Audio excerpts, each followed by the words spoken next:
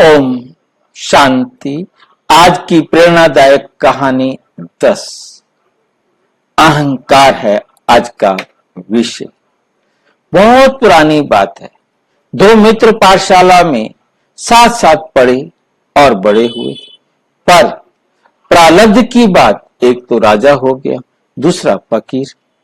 राजा राजमहल में रहने लगा और फकीर गांव गांव भटकने लगा। राजा अपने प्रशासन के कारण और फकीर अपने त्याग और तपस्या के कारण विख्यात हो गए। एक बार वे फकीर राजधानी में आया। राजा को पता लगा। वो बड़ा प्रसन्न हुआ कि उसका मित्र आया है। उसने उसके स्वागत की अच्छी व्यवस्था की, महल सजाया, नगर में दीपावली करने का हुक्म दिया। जब फकीर अपने राजा मित्र से मिलने चला तो लोगों ने बहका दिया कि राजा बड़ा अहंकारी है, तुम्हें अपना वैभव दिखाना चाहता है, अपनी अकड़ दिखाना चाहता है।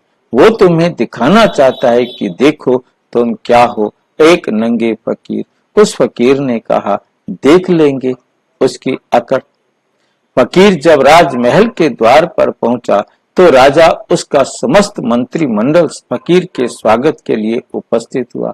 राजा ने देखा कि वर्षा के दिन तो नहीं है। फकीर के घुटनों तक कीचड़ लगी है। राजा क्या कहता।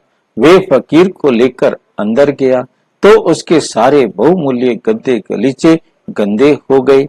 राजा को बुरा लगा। जब एकांत हुआ तो उसने फकीर से पूछा, मित्र, मैं हैरान हूँ, वर्षा का समय नहीं, रास्ते सूखे पड़े हैं, पर तुम्हारे पैरों पर इतना कीचड़ कहाँ से लग गई? तब फकीर ने उत्तर दिया, अगर तुम अपने वैभव की अकड़ दिखाना चाहते हो तो हम भी अपनी फकीरी दिखाना चाहते हैं। उत्तर सुनकर राजा हंसा।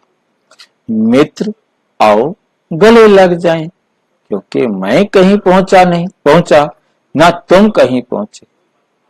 क्योंकि मैं कहीं पहुंचा ना तुम कहीं पहुंचे, हम दोनों वहीं के वहीं हैं जहां पहले थे। एक में धन की अकड़ थी तो दूसरे में त्याग, पर राजा के सुधार की संभावना तो थी, फकीर की नहीं। क्योंकि जो अपनी गलती जान लेता है, हृदय से मान लेता है, वो सुधर सकता है। हम अपनी गलती को स्वीकार करें, समझ ले और बदलने का पुरुषार्थ करे तो सुधर सकते।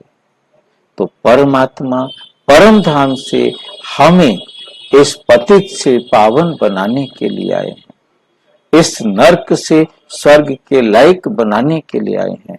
कैसे हम स्वर्ग के लायक बन सकते हैं? हम उनके डायरेक्शन पर चलेंगे तो जरूर बनेंगे। यदि आप परमपिता परमात्मा के डायरेक्शन पर चलना चाहते हैं तो अपने समीप के किसी भी प्रजापिता ब्रह्मा कुमारी ईश्वरीय विश्वविद्यालय को संपर्क करें, उनके किसी सेवा केंद्र पर संपर्क करें।